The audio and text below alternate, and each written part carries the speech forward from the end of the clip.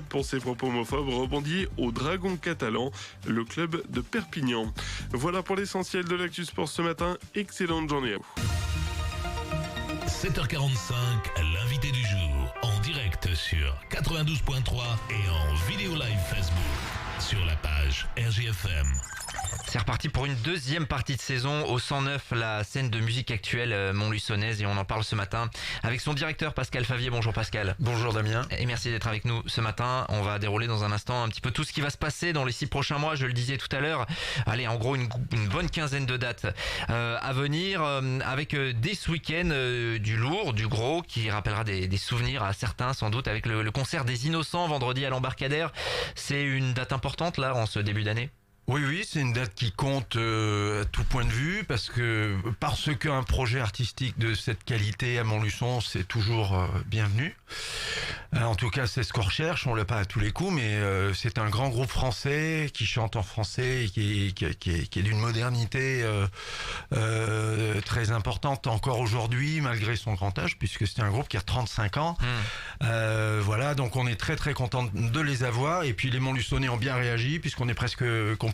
Ah, ça c'est une bonne nouvelle. Donc pour démarrer la deuxième date de l'année, c'est très très bien. Bon, on verra. Laurent, si en régie il peut nous mettre un petit Les Innocents là d'ici tout à l'heure. Là, je le prends un peu, je le prends un peu par surprise. Voilà. Mais on va trouver ça. Oui, date importante. Il reste quand même quelques places. Il faut se dépêcher. Il reste quelques places. Oui. Alors bon, la solution pour réserver, c'est toujours la même. C'est la prévente sur le site du 109 ou d'autres sites aussi. Les plateformes qu'on connaît, Digitic, Ticketnet et au magasin à Cultura. Voilà.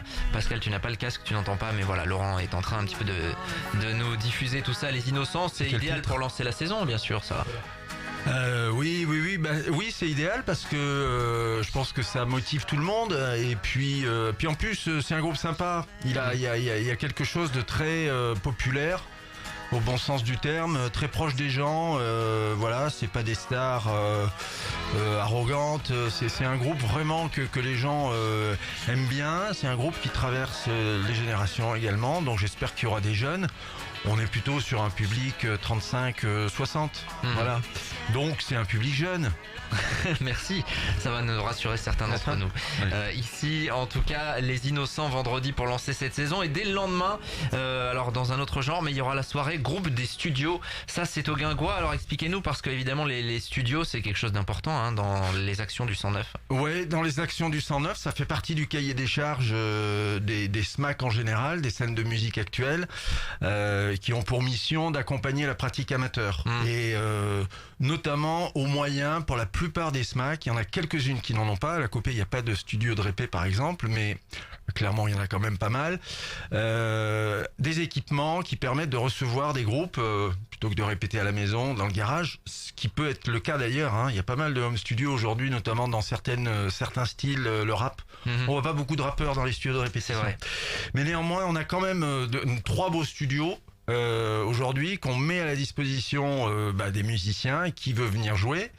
En général, c'est des groupes amateurs, c'est souvent des groupes de Montluçon, mais ça peut être ça va sur la Creuse, le Berry, voilà, ça rayonne pas mal, et c'est des très beaux studios bien équipés, vastes, 45 mètres carrés, avec de la lumière de jour et très bien insonorisés. Donc c'est un bon endroit pour venir répéter, puis c'est convivial aussi parce qu'on rencontre d'autres gens. Ouais, il y a aussi cette dimension-là, il y a la dimension d'accueil aussi que nous on produit, en étant systématiquement là pour pourvoir à tel besoin, telle réservation, telle rencontre, telle offre d'emploi. Enfin voilà, il y a toutes ces ressources-là qui s'échangent dans cet endroit-là.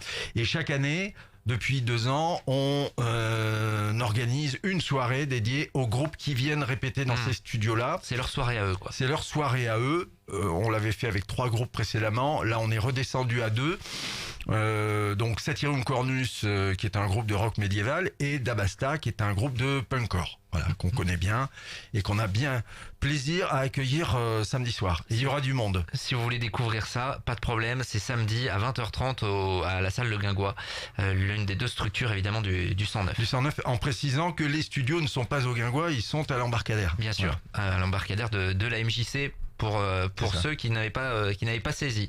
On va parler dans un instant donc de ces 16 dates. Alors on n'aura pas l'occasion de tout dérouler, mais on indique déjà le 109montluçon.com, le site internet, pour aller découvrir tout ça. Juste avant de dévoiler quelques dates, sur l'idée générale, toujours pareil, la découverte notamment. Oui, la découverte, des rendez-vous avec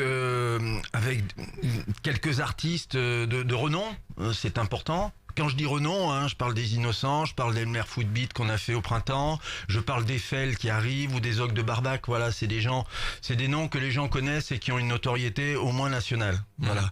Sinon, international, comme par exemple avec un groupe comme Disnuts, qui vient dans le cadre de la soirée Metal Culture, Warm-Up Metal Culture, et je salue nos amis du festival de Guéret, qui a lieu au mois de mai et qui organise des soirées Warm-Up. Disnuts, c'est un groupe australien qui a une forte notoriété à l'international, par exemple. Donc voilà, on s'en prive pas.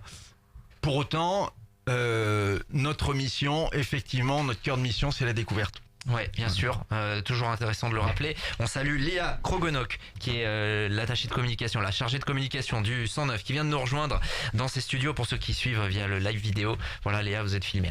Je le dis, voilà, et comme ça, il n'y a pas de surprise. Pascal, on parlait de quelques temps forts, notamment, vous évoquiez Eiffel, notamment, ça sera le 20 mars. Parlez-nous un petit peu de ça. Bah voilà, Eiffel, on va dire que c'est un retour, même s'ils n'ont pas trop quitté la scène, mais quand même, on disparaît vite des radars à l'heure actuelle par ces temps de communication effrénés. Donc, quand on n'a pas beaucoup d'actu, là, ils ressortent un album en 2019. Donc là, c'est le moment de la tournée, c'est idéal pour renouer avec ce grand groupe, Romain Humeau en tête, voilà, qui est bien dans la veine du rock français. Je pense qu'aujourd'hui, il n'y a pas tant de groupes français aujourd'hui de rock qui sont sur le devant de la scène. Donc, on est très fiers d'accueillir Eiffel.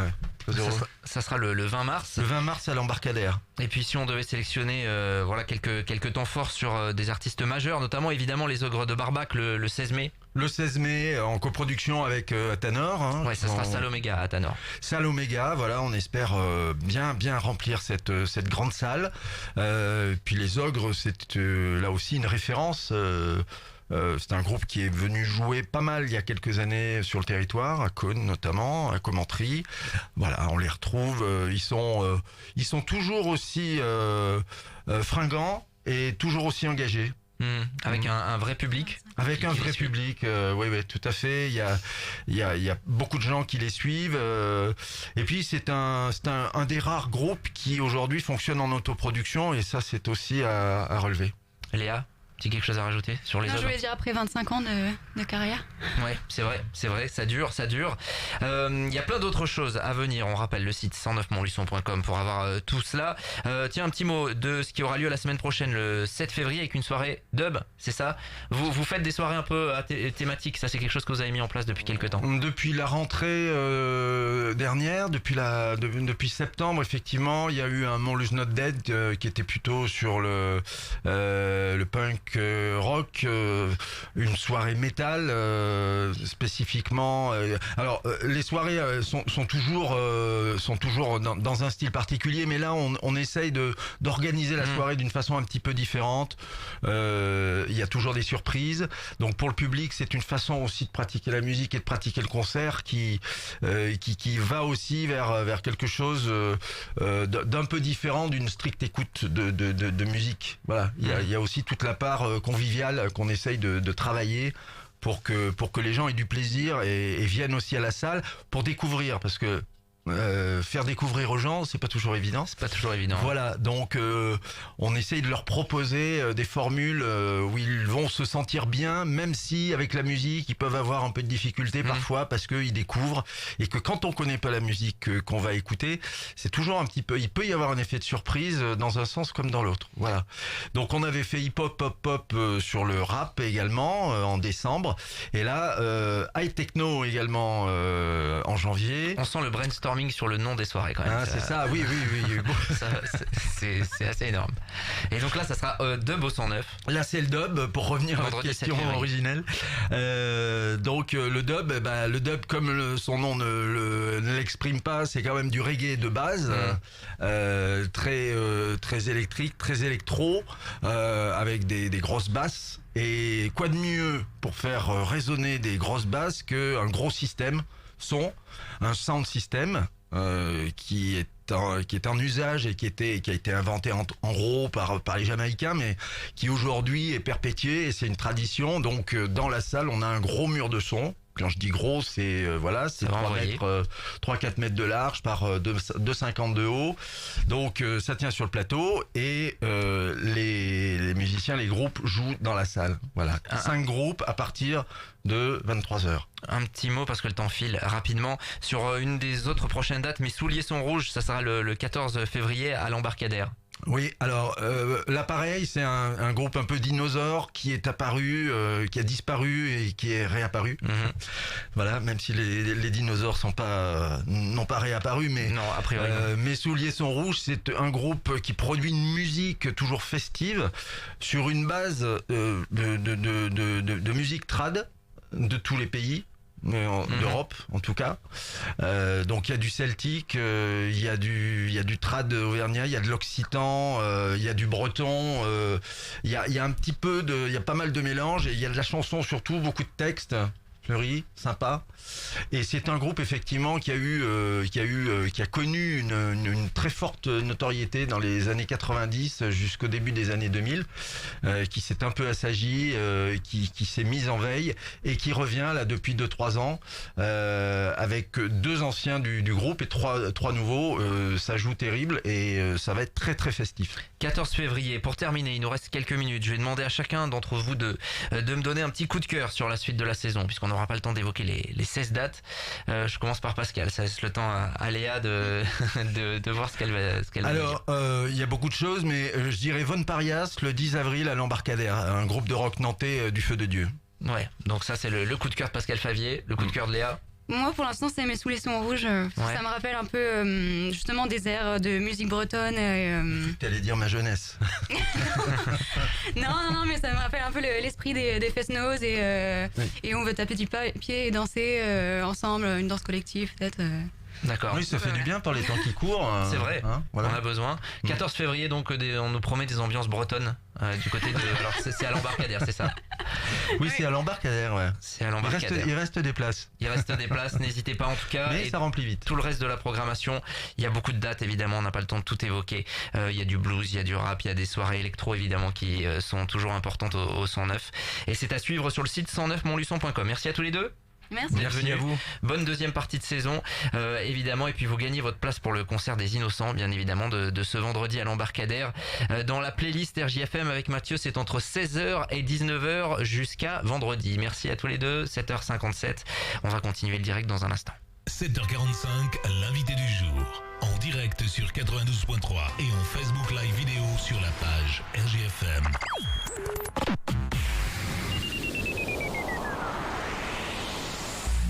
Élise Avenue, votre réseau national d'agences immobilières présent en Auvergne à Montluçon, Culan, Saint-Éloi-les-Mines, Saint-Pourçain et